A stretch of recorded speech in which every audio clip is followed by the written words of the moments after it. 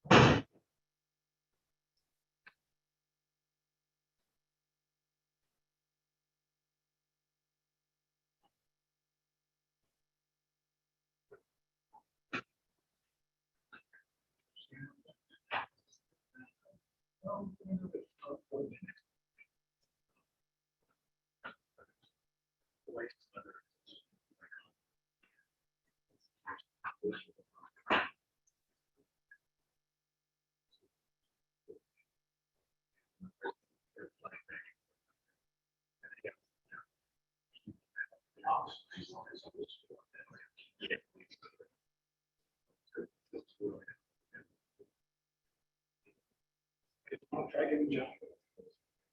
Yeah.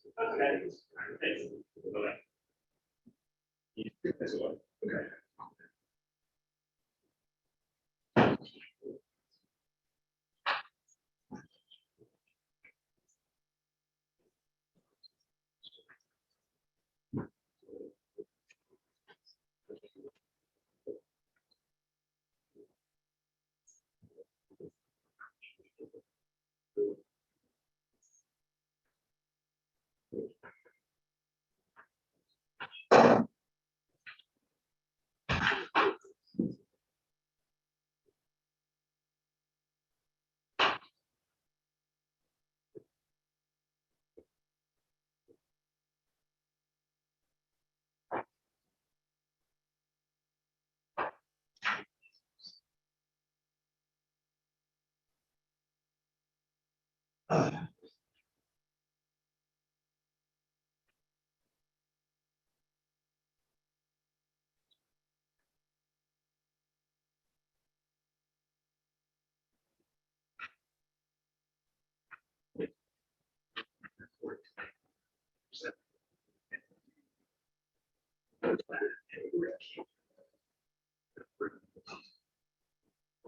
Yeah, it's over.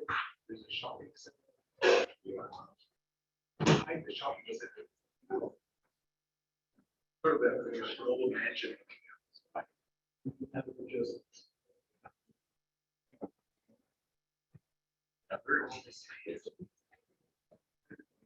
I told them. It's like.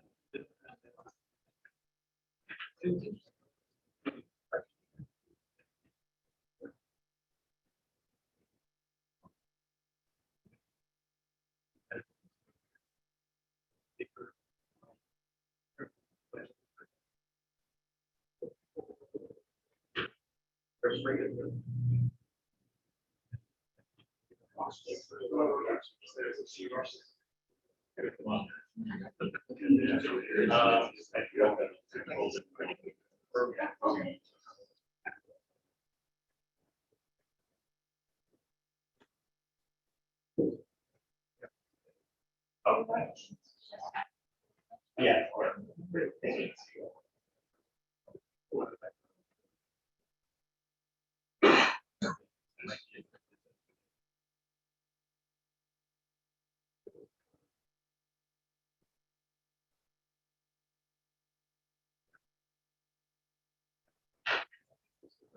Senior center.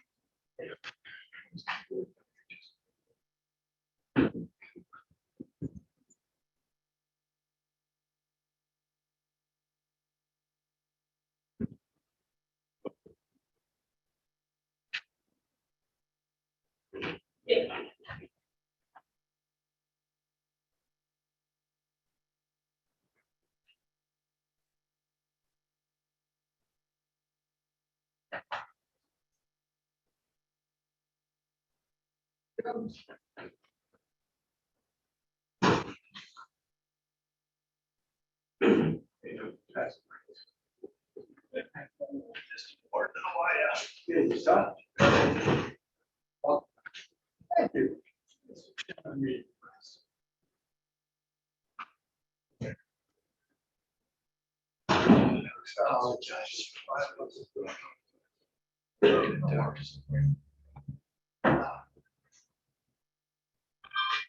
That's fine.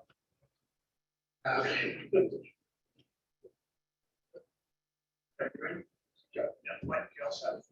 Zoning board review is now in session. Because we are virtual, we move to a roll call. Mr. Gordon. Present. Thank you. Mr. Venturell. Present. Mr. Horowitz. Present. Mr. William Wadika. Present. And the chairman, James Knott, is here as well. Don't have any minutes to approve. The only couple chairman's report things I'd like to is first of all, I'd like to thank Mr. Gordon for chairing the meeting last month. I was not available. And the other thing is, I'd just like to offer the board's condolences to two members of one former member of the community and one member of the community that passed. One was briefly a zoning board member for how much years. Alan was briefly on the board for a number of months before going on to the school committee, and he recently passed. So condolences to his family. And then one of our former police chiefs, Madison Beetle Bailey, passed away at the age of 84. He had moved from Portsmouth to New Hampshire, which was like many of us. I myself went to school with his kids and all that. So again, the board's condolences to the Bailey family as well. So That being said, moving on, we've got two items in old business. The first is a appeal of the Portsmouth Building and Zoning Officers decision for Vanderbilt Lane. Mr. Chappelle. In Court Chicago's office of 171 Chase Road. I have authority here to tell you that Mr. Jackson filed the appeal on behalf of the Blue Arts, withdrawing the appeal. The stipulation has been signed in the party that addressed some of the concerns that he had with the decision. That may be withdrawn, and we thank you for continuing our guidance. All right, can I have a motion to withdraw the petition or the appeal of Mark Goulart, Bradford Gray, and Marjorie Gray? So moved. Could I have a second? Second. All in favor? Aye.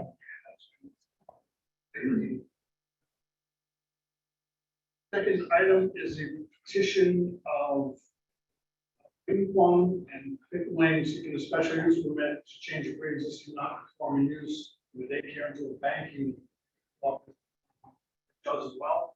That's was, as you know, that was here preliminarily to try to get some feedback, and as a result of that, the bank has pulled out. Going forward on that project. It's before you or something. There's no change, but as of today, there's nothing. Okay, so you request to withdraw that without the prejudice. Without Texas. Without prejudice. Chairman, I would make a motion. Could I have a second? Second. Motion's been made and seconded to allow the withdrawal without prejudice of the special use permit request for Bristol Ferry Road. All in favor? Aye. Opposed?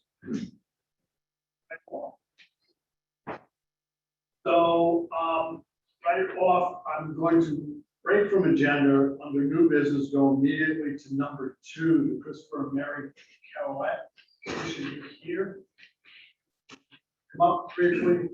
We have a little bit of an issue tonight. Yes. As you know, Mr. Furell's an abutter. Yes. So he can't submit the petition, now he's 4 members. 5. Yeah. So we're gonna have to continue it. That's. And I don't think you'll be swimming like in January, but. I'm just gonna put it in this, yeah. Yeah, there's not much I can Understand. Okay, so, can I have a motion to continue the petition of Christopher and Mary Calloway? Article 6, Section B, for 22 East Main Road, there's.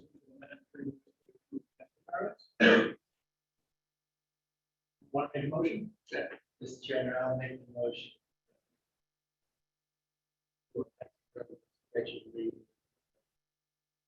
Number 16. And I have a second. Second. Motion's been made and second to continue the petition of Christopher and Mary Collette.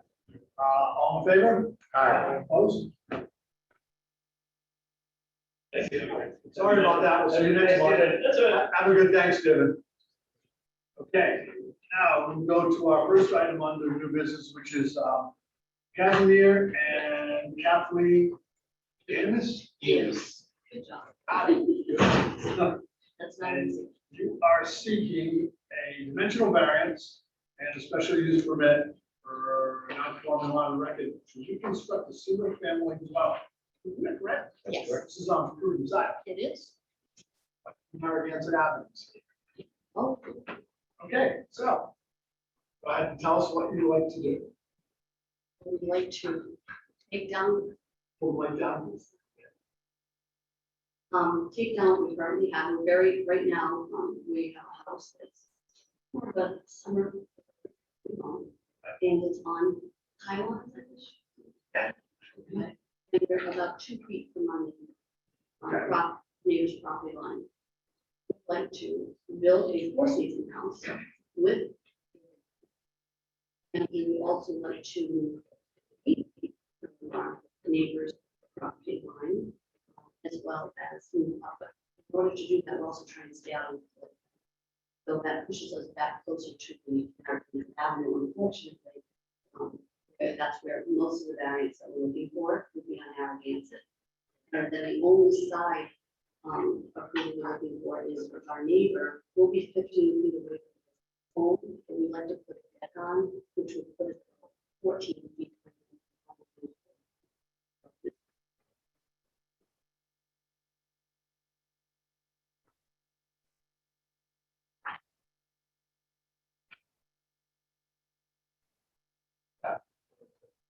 Okay, no, I was just looking at the drawing.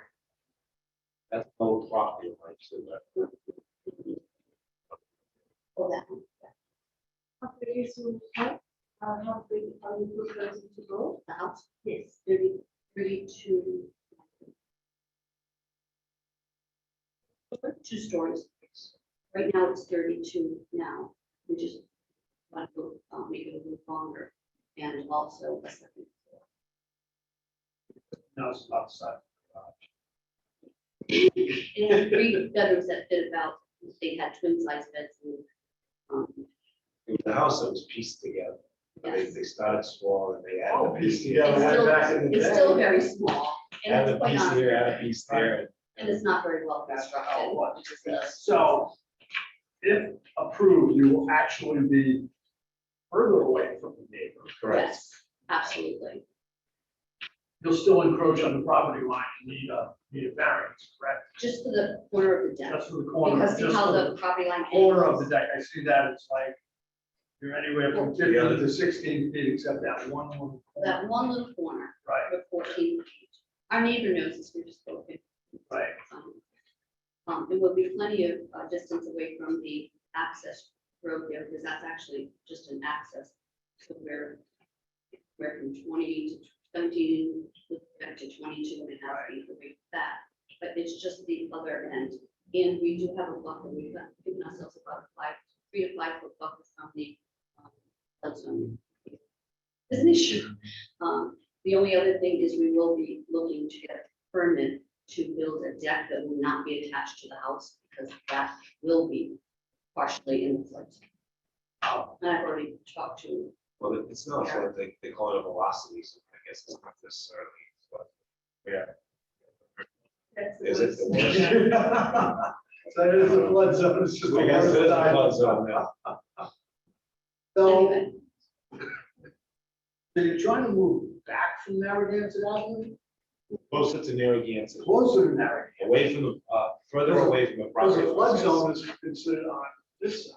the flood zone is in the back of the house. Oh, So okay, Narragansett is the front. yeah. Right. So the flood zone would be where the water. Is that the water. dotted, is that what that? Yes. Dash The dotted zone line X, is? That's, yeah, that's. VE. Okay. And as you can currently, well, no, you can't, because you don't see the old house, and the old house is right up to the corner. Right. The current house. Jeez.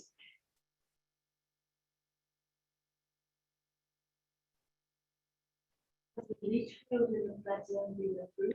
Yes. Oh, yes, we're all set there. It was, It's actually on a different level. It's installed a couple of years ago. And I already met with Todd. It's good there.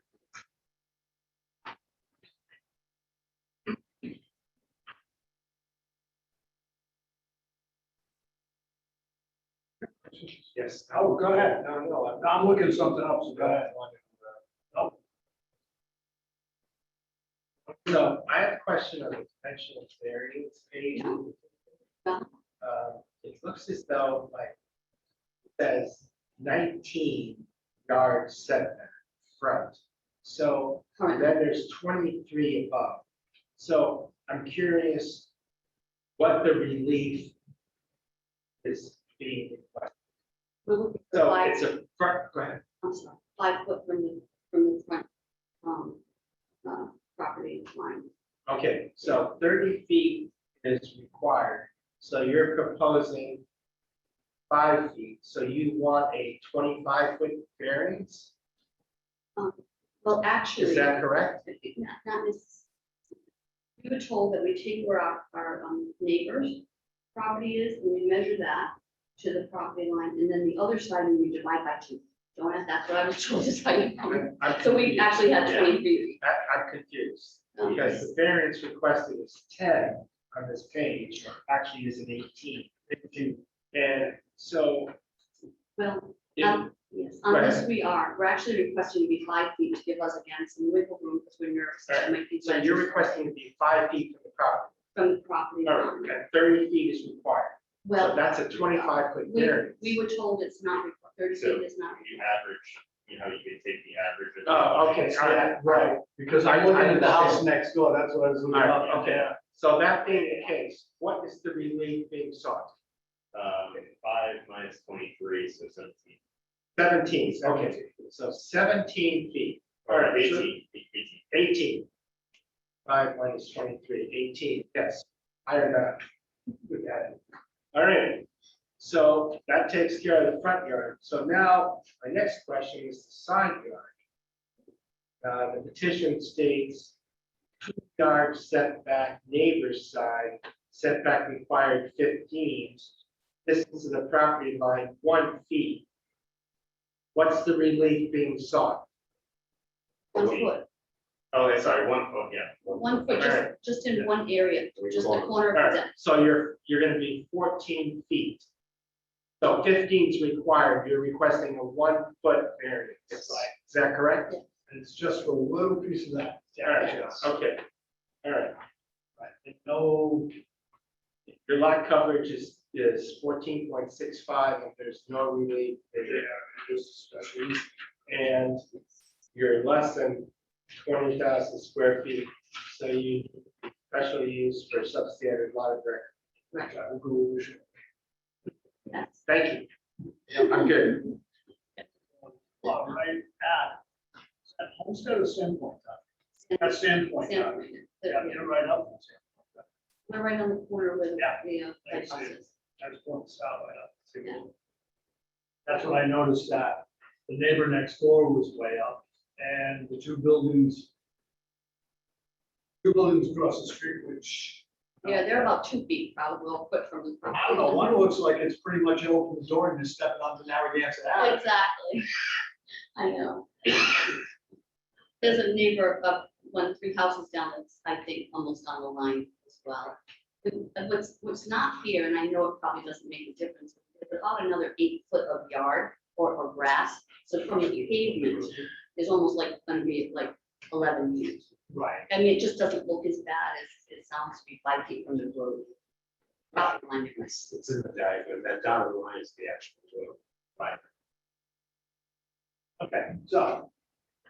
This is a substandard lot of record, there is special use criteria, so I have to ask you 5 questions, just. If this is allowed, would it still allow adequate space for fire protection? Oh, actually more so. It increases it on the neighbor's side because right now we're both gonna burn if one of our houses So that brings us burns. to question 2, would it provide adequate light and air between buildings? Oh, yeah. Would it alter the character of the neighborhood or adversely affect any neighboring I think properties? it will increase it.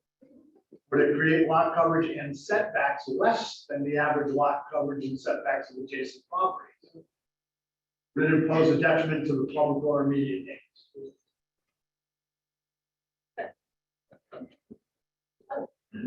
All right, that being said, is there anything else you'd like to add? Any other questions from the board? Okay, thank you. I just have to ask for a bunch of interested parties. If I see anyone here, is there anyone online, Mike? There is anyone online that'd like to participate in public comment, you may raise your hand. Using the Zoom function.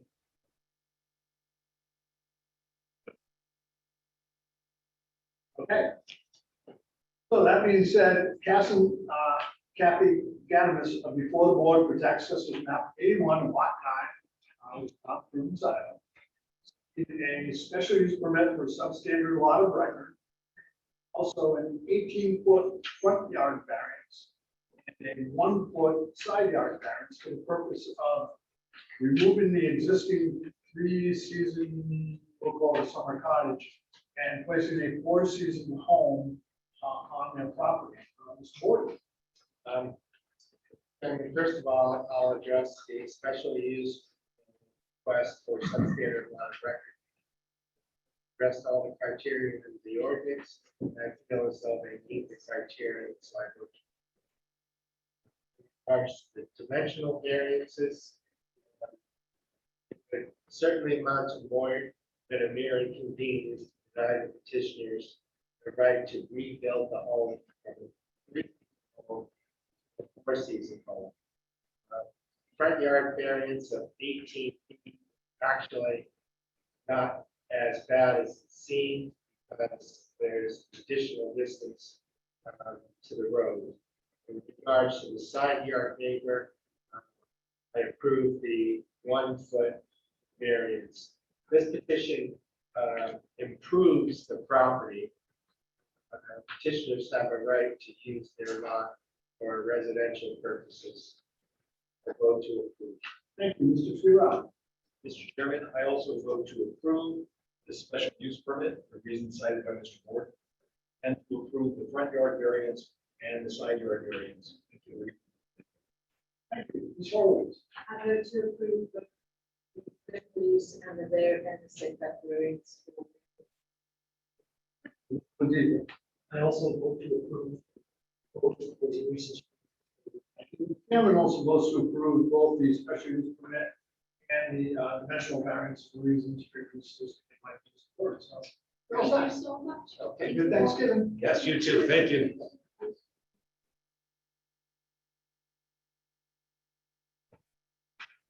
Next item on the agenda is a petition by Robin McMillan, 41 Berkeley Avenue. Dimensional variance.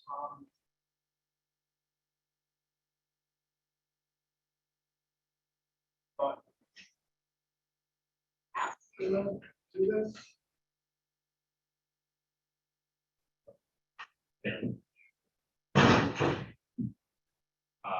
Matt had sent it a timeline yesterday. Possibly not getting to go sort of board. But the timeline's kind of vague. I don't know much about it. Yeah, we can continue it to next month.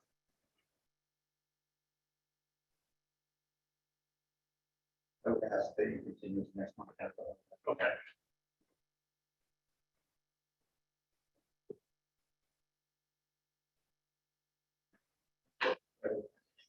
All right,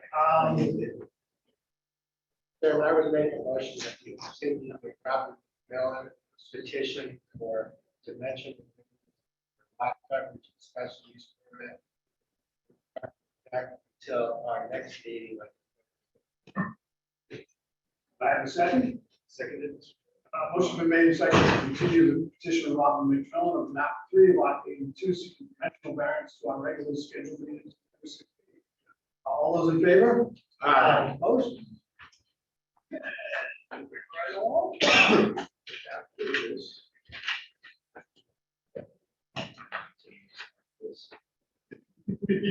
Expected to be here till 10 o'clock. And hopefully, Well, I can talk. Oh, and I got it. Don't you worry. All right. Last item on tonight's agenda is a petition by the Quinnet Country Club seeking to amend a previously approved special use permit to develop 22 single-family dwellings and 6 duplex units, whereas previously approved permit consisted of 12 unit multifamily buildings on 0 land. So, hi, Mr. Schnell. Okay, good evening, Court Chappelle, on behalf of the Equipment Club, with on 71 Chase Lane.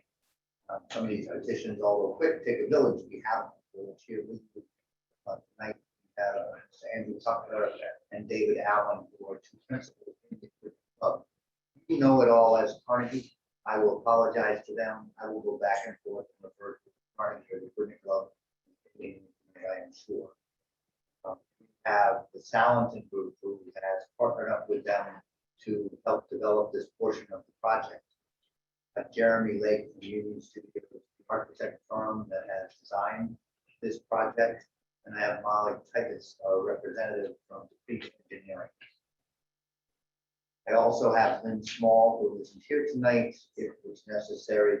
She, and Mr. Gordon especially, has been brought on board to testify regarding the septic plans that currently takes care of all of the usage for the Carnegie Resort. She'll come in and tell you that it was designed for this many units, it was already approved for this many units, but if for this specifically to come back, she just happens to be. We also had a landscape architect, Mr. Carter, that drew these plans that would be available. I want to begin by telling you what happened with Carnegie, because only bonds have been here over the years. It starts back in 2000. There's a building known as Kaiser Aluminum. They come in and they get a special use permit to put in a hotel and a resort. It was before our resort ordinance that kicked in 2006. It then has evolved with probably 50 different. As a neighbor, I attended most of them, but it basically contains a number of lots. If you look at the petition, it's maps 26, lots 2, A, B, through all the numbers. It's lots 3, lots 4, lots 10. It was all a heavy industrial area, and it's just not a heavy industrial area now. It's all part of the resort. The Kaiser Tower was revamped, and there was 80 units put in that tower. There were 24 individual house lots put in around the tower, most of which are built out, 21 or so, 20 of those are built. There was the Carnegie Cottages, which was a number of individual units that are most akin to what we are presenting here tonight.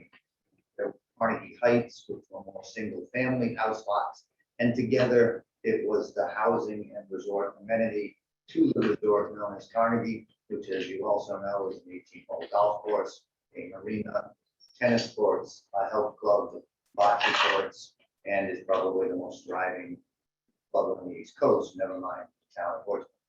I was a cynical neighbor who said, when you build all those houses, no one's going, and Paul Hogan, who we lost, testified on behalf of them, and he said, people are gonna come and they're gonna buy these $1 million houses, and they're only gonna stay there for 2-3 weeks a year. And most of these are not gonna be a problem, and it's a resort. And I said, I'm sure that's not gonna happen. It has happened. I am, as you know, probably the largest direct butter of Carnegie Resort. It has, the only traffic we have down there now is those little carts on the railroad and people stopping us. So it's been very good for the town. It's been all that they've expected it to be. Very high tax dollar with very low maintenance, very few or no children in your school system. As the prosecutor, I assure you, it's not a high crime area. It's just been a good resort. But back in 2009, on lot 10 specifically, which is what we're talking about here today, lot 10 is a 6.4 acre piece of property, 277,000 square feet. In 2009, current proprietor, a guy named Brian O'Neill, you remember, came in and proposed in front of this board 36 units and got them approved. Only difference is he got 36 units approved in 3 separate 12-unit buildings. Now, those units were 48 feet wide by 52 feet. And if you go 48 times 12, those buildings were 576 feet long. All 3 of those buildings would be the biggest 3 residential buildings in the town. But they were approved as 3-bedroom units, and there were 36 of them. And this board heard and passed that it met the density requirement, it met the A through J criteria of our special use permit ordinance, satisfied you as to traffic, and satisfied you as to all of the elements. The truth is they weren't built. There was a tolling of the statute. They certainly could have been built right up until 2018. I think there's an argument that they still could be built because they aren't really abandoned. The special use permit known as Carnegie certainly exists.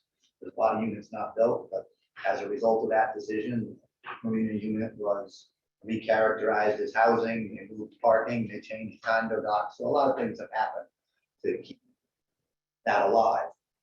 But right now, the new owners of the equipment club are looking at what's there and what's working.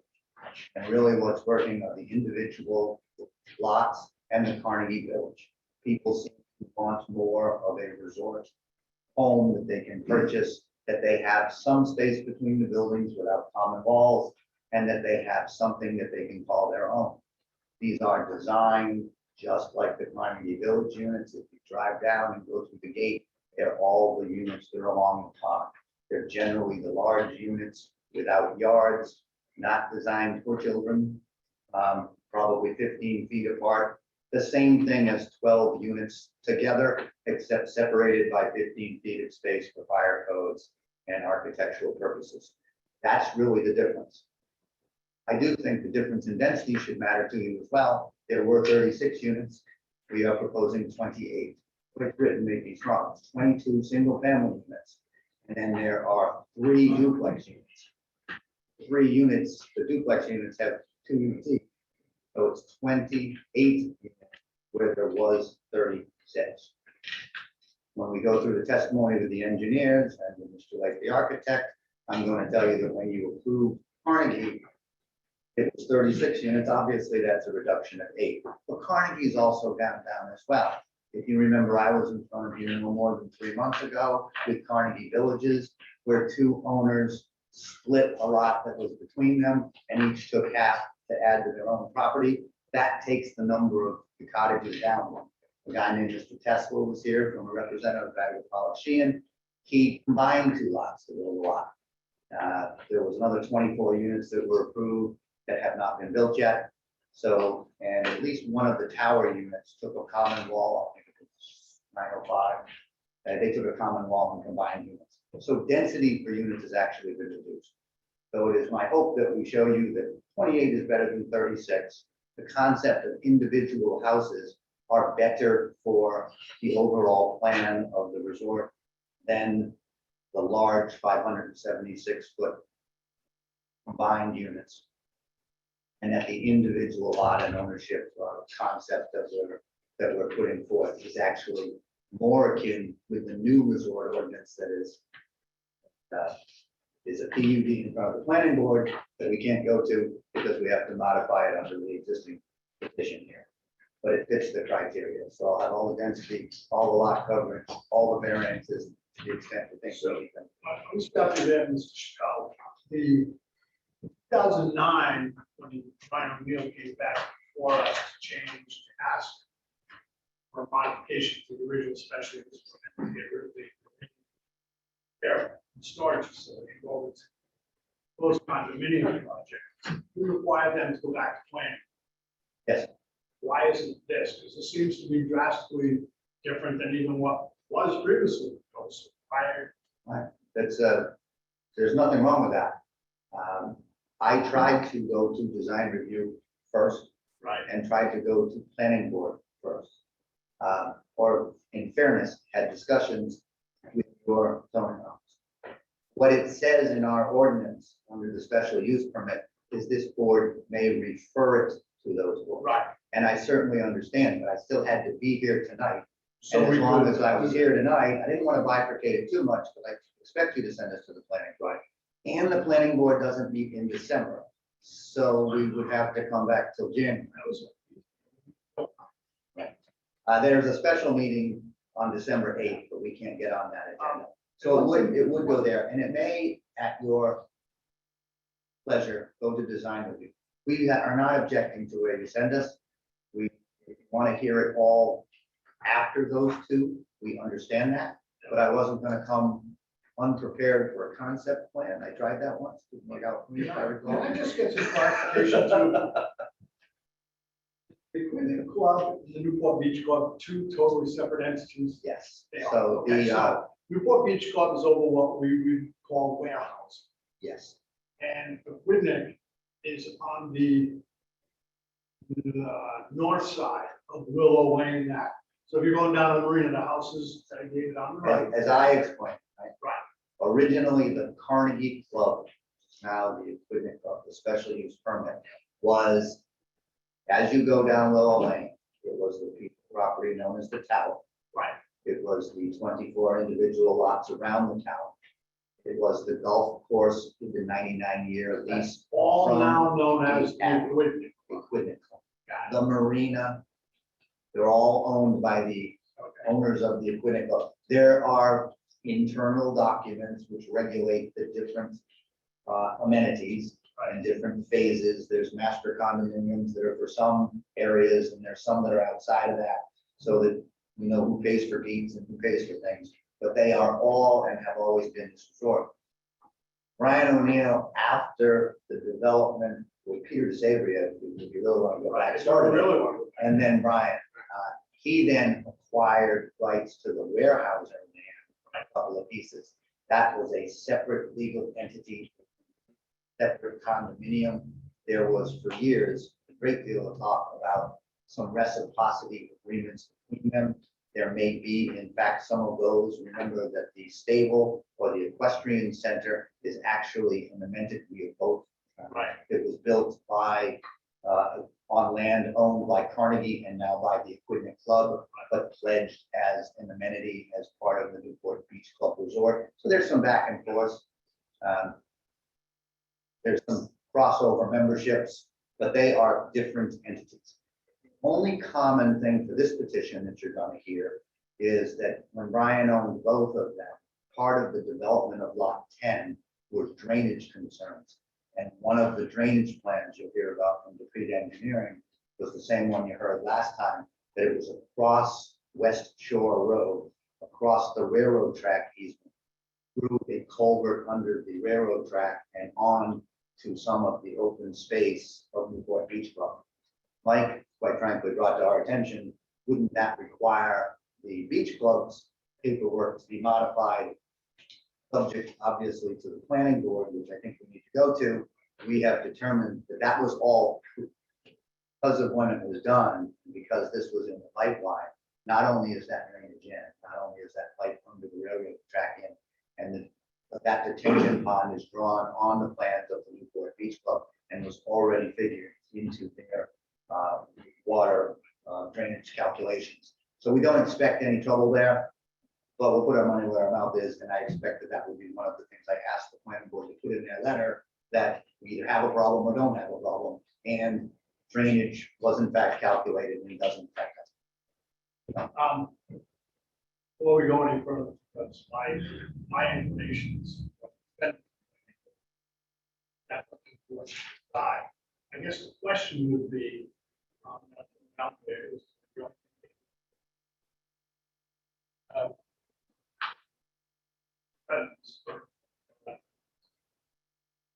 That's a really good question. I mean, I'm looking at the elevations and clearly this is very, very high end architectural expression.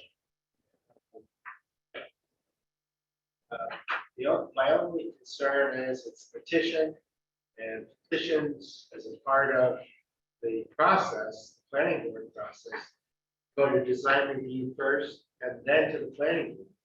I personally don't have a problem with what they're proposing from an architectural expression standpoint, but you know, I'm a little reluctant to not send it to design review as a part of the protocol.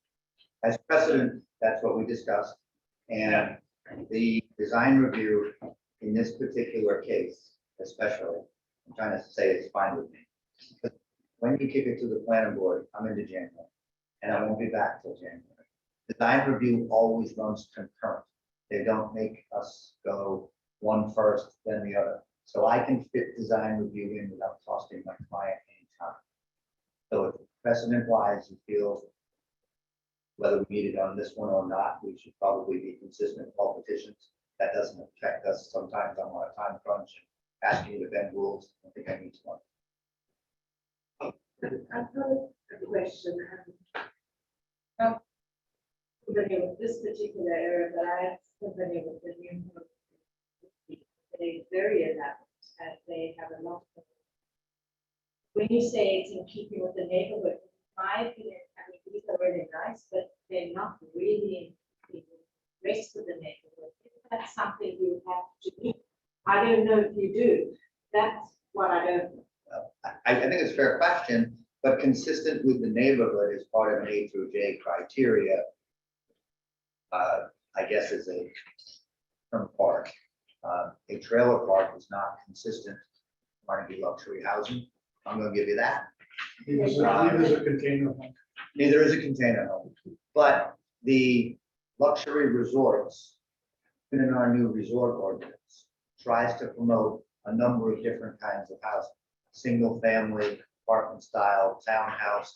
So it's consistent with the resort plan, which to me makes it consistent with the comprehensive plan, because that's when our council has taken the last look. Remember, the council looked at the resort area after you had built a resort. And what they did was said, what they did, they done good. And they put together an ordinance that kind of quoted what has been done here at Carnegie. So it's a number of different things. If you look and say the quality of these homes or the structural or architectural integrity of these may be different. Obviously, Carnegie Heights and the individual houses around the tower, they're pretty free to individual architecture. They're free. You have an architectural control committee, all regulated from within. Happy to regulate, and this will be regulated from within. They're pretty thick. And if you look at the Carnegie cottages, you'll find that those are in fact pretty close to matching buildings. So they're consistent with a portion, that portion of the equipment club. So are all these going to be built by one developer and they will all be the same? Is that, am I understanding that? The correctly? As promotion opposed is, to even the cottages where there is variations within very strict constraints. the goal was to build them generally the same with obviously a couple different packages, but we had to limit. We can't offer 14 different footprints without approving them all in advance, because once we approve a footprint, we're kind of stuck to that. Whether someone can have a window change or integrity change and architectural flair that doesn't affect footprint or lot coverage or proximity to the roadway, all things which are kind of set by your plan. We try to have this portion of the development be a portion that was rather fixed. Now, when there were 3 12-unit buildings that were 48 feet wide and 52 foot deep, that was all one. That was, and again, 576 feet, say repeat 12 times. I understand why people want them separated by, not necessarily all common walls, but I think that look would have been more mechanical and fixed than these ones. But generally, it is the design that they will generally So- match all architectural integrity on the outside. So if I understand, these are appropriate questions. They're appropriate. So this is really, I can't say, it's not quite as high end as Carnegie and the individual lots, and that's what the goal is with this development to provide, how do I say, proper justice. Resort type So housing. not quite as and- high, I mean, we all know what Carnegie is. I would like to say quality as high. But certainly if I were to buy, if I were to buy a 1 acre lot that's available left around the tower and put my 7,000 square foot house on it, I would expect it to be 4 times the price of these. So it is because they are smaller by definition and because they are designed not to have yards and lots for children for a very specific purpose to be our resort. We don't necessarily want a new neighborhood, right? This is part of the resort concept. So can they use Carnegie? There, Can they we'll use have the the testimony facilities? here, yeah, everybody here will have the able point. Originally, and I let these gentlemen speak to it, but originally under the Carnegie proposition with Mr. Savory and Mr. O'Neill, you were a must own.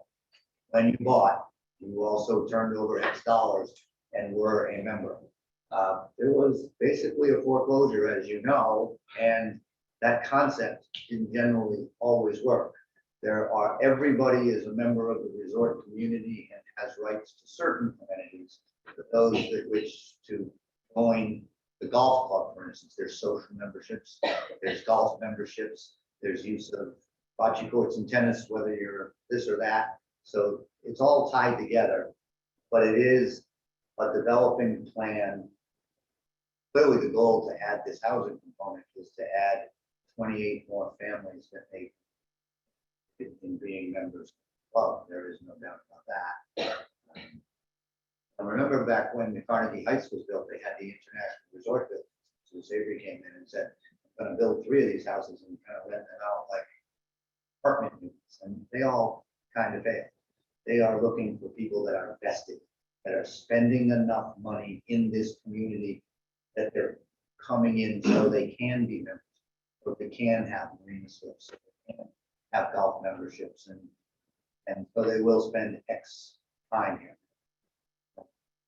At this point, I am going to recommend to the board, vote on it, to refer this to the planning board, design review and planning board, advisory opinion.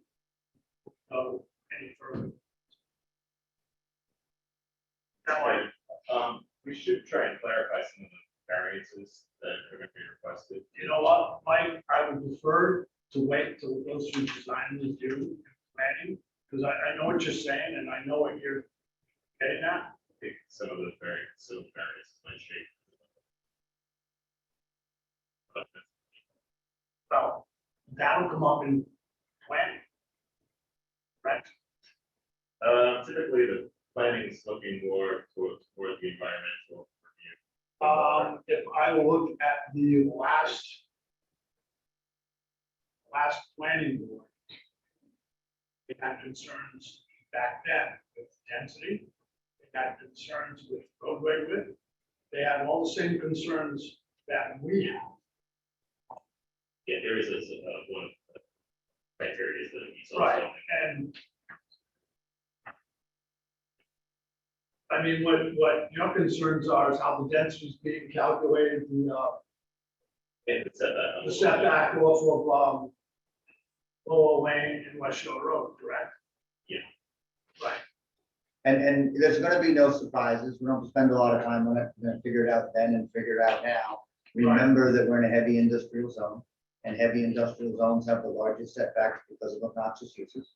Front yard setbacks of 60 feet, rear yard setbacks of 50, and sides of 30. right, And we have a unique piece of our property because it's got at least 2 roads for at least 2 fronts. And if you call the clamshell private road that currently connects the main gate of the equipment club to the stable, then call that a road. But in theory, this is all interior, other than West Shore Road, which holds the full 60-foot setback of industrial. Everything else is, it abuts the railroad, which is already 40-foot wide. It abuts Willow, and we did propose 30 feet on Willow. It's not really our front, it's really our side, but I understand our ordinance says that it would be a double front, not a variance that we often have trouble with, because we kept 30. I'm also, it would be nice to go to the planning board, because in the resort overlay district, which is part of, 30-foot front yards are the standard setback. So we're gonna meet the new resort ordinance setbacks in all cases. We're just not the second front yard of an industrial parcel, which we've waived in every lot in Carnegie Heights. We've waived in most of the down there. So I don't think there's a lot of illogical variances. When you have the 3 large buildings, you had the variance that all buildings, first of all, you could only have 8 units attached. Special variance to attach 12 instead of 8. Also gave a variance because all buildings have to be not less than 100 feet apart. We gave variances for that because the buildings were so large, 67,000 square foot and 28% lot coverage. We are less than that in lot coverage and less than that in square footage. But those buildings needed variances because of how the proximity to each other. There was also a setback when you have such large multifamily buildings of a 50-foot setback from interior roadways. Have basically tried to keep consistent setbacks inside our own, the outside like we're in an R30 and the inside like we're in an R10 between buildings. Cottages, for instance, have no setbacks. It's all done internally. You approved limited common areas of land that were about 6,000 square feet apiece. And then the architect control committee says that fire codes require not less than 5 feet to boundary lines. for their special products. So we've exceeded all of the variances you've given in other places in every. Mike, here's the only concern with that, just so you know, is my perspective. I like to know what I'm dealing with. And until the planning board who may say X, Y, Z, it changes one thing we're talking about tonight, now we're talking about something totally different. Rather wait till they're in that debate then. And that's, Chair. that's Mr. Board, I have a couple different thoughts. okay? I respect the chairman's wishes to wait till it goes to planning. However, I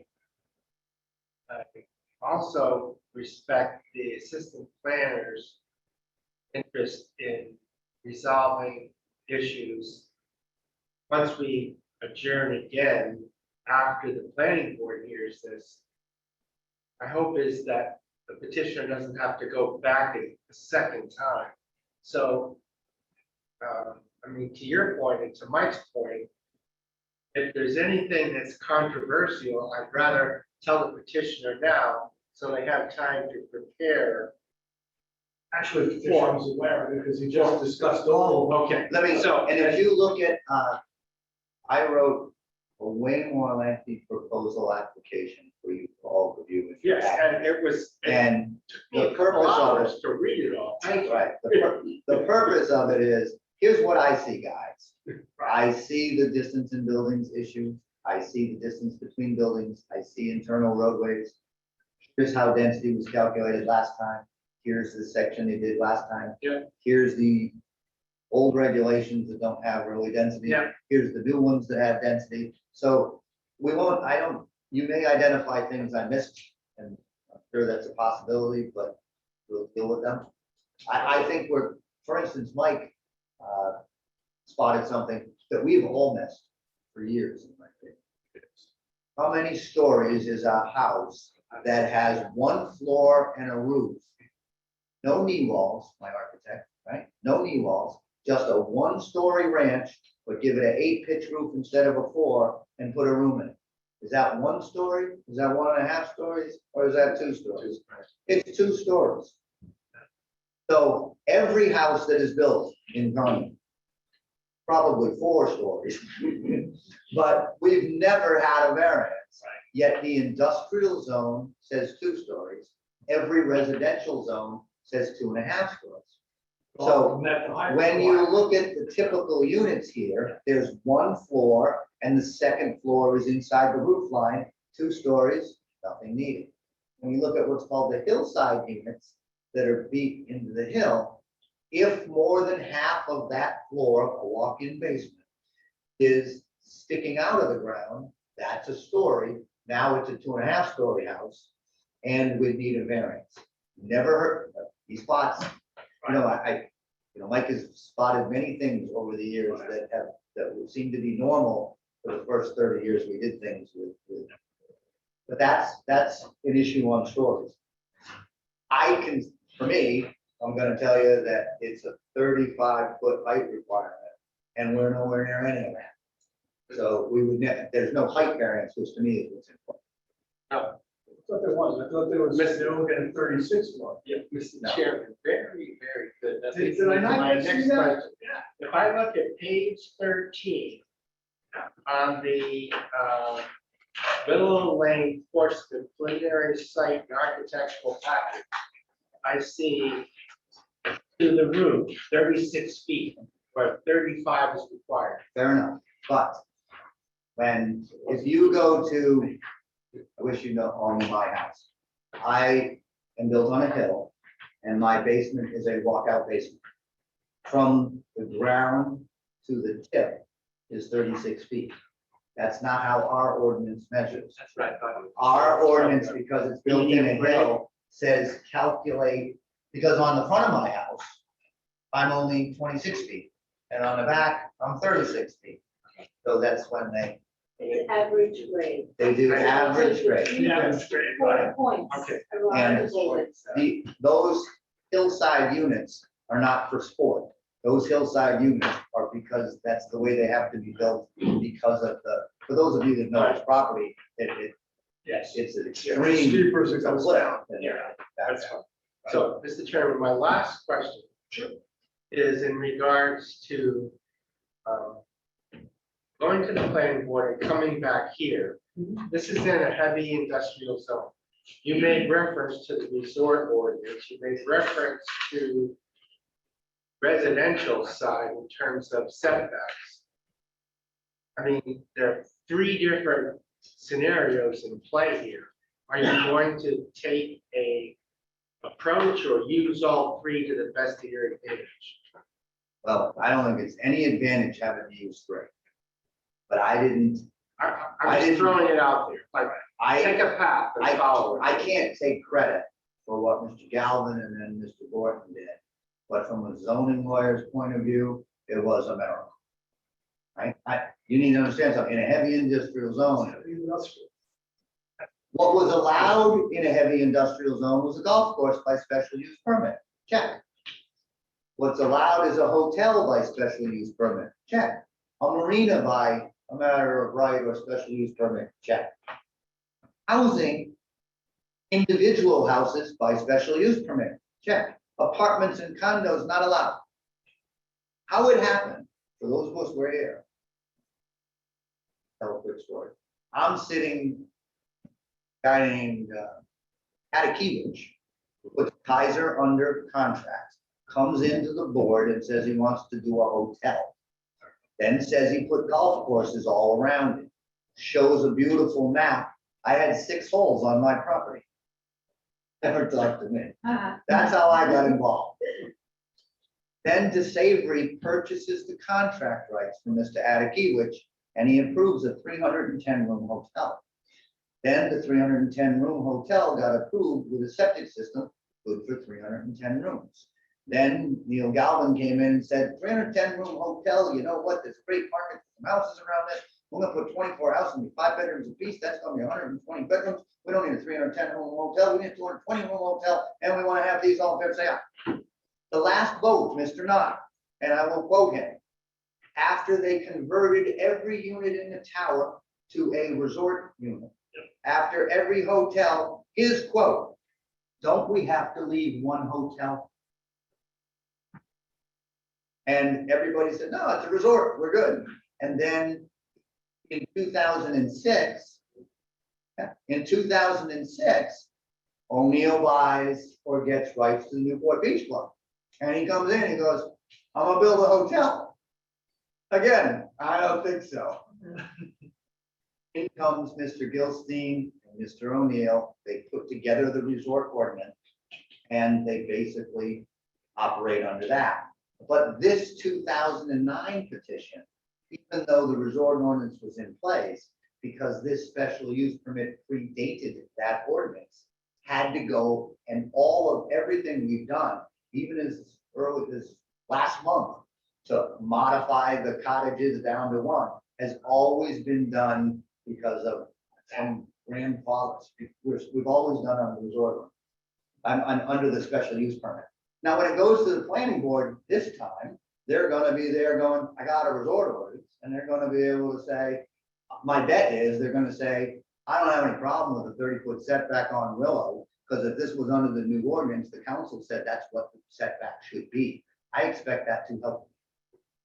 Now, every time we're in Carnegie Heights, and we were here for a number of houses that somebody's trying to build, they're not all 60 feet from the road and 50 feet from the back line. We come in and say, those are industrial setbacks that don't really make sense in residentials. These are high-end acre, 40,000 square foot lots, and we apply, and we get kind of a blanket variance to apply a more residential area. Remember that area was not only warehouse, Albin Yachts, Montauk Electric, and Kaiser. It wasn't just an industrial area, it was a developed, full industrial area. Now, there's Montauk's gone, that's Carnegie Heights, Kaiser's gone, I don't warehouse is think gone. Goodyear Tire and Rubber's coming in anytime, by a lot. But can I ask you, if it was big industrial like you described, It was. was the soil ever tested and was the soil? Don't even go near where Pearson Yachts was. Now that, I Board of believe that Appeals, has, I was tested. I believe that has. It was been tested. tested? Absolutely, and there's, Yeah. I think I have 22 monitoring wells on that property from, This 19 property or? no, right next door on the Pearson property, Pearson which Yachts. was a 1997 DEM cleanup. But So there all was a DEM cleanup. DEM has been remedial site, but non, you don't know the words, but non-traveling groundwater contamination. Fiberglass. This does not. We have those reports. I have them from my property. I wasn't involved in this, but I am This is assuming, part of that. I'm assuming that Carnegie had pre-engineering as their hand in many things, and I would be surprised if they don't know some of We that. actually was trying to find that out. They never done. Okay, so Just soil testing. moving along. Yes. So, where are you at, Mr. Gordon? Mr. Chairman, I would propose that we make a motion for this petition to design review and the planning board. And after those hearings, petition returns to the zoning board. I have a second.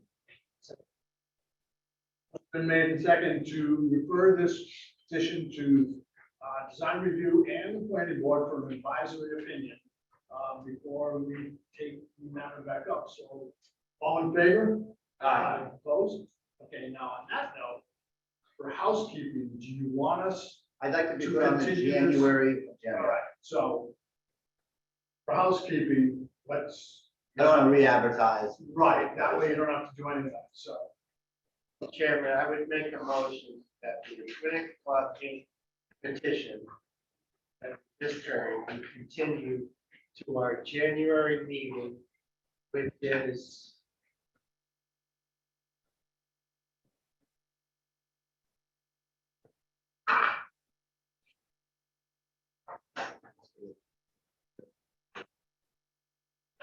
January 20th. thank you. Mike, do I have any interesting? I move that we continue this petition to our January 20th. There's one person on. Could I have a second? Motion been made and second to continue the petition of the Equipment Club to our regularly scheduled meeting, January 20th, 2022. All in favor? Aye. Opposed? And I will certainly bring up everything that's in my proposal so that they have an opinion on things that I think. Right. All right, I thank you all. Okay. Motion to adjourn. Have a second? Seconded. Motion been made and second to adjourn. All in favor? Aye. Opposed? Have a good Thanksgiving, everyone. Yes, thank you. Mr. Assistant. Are there any applications for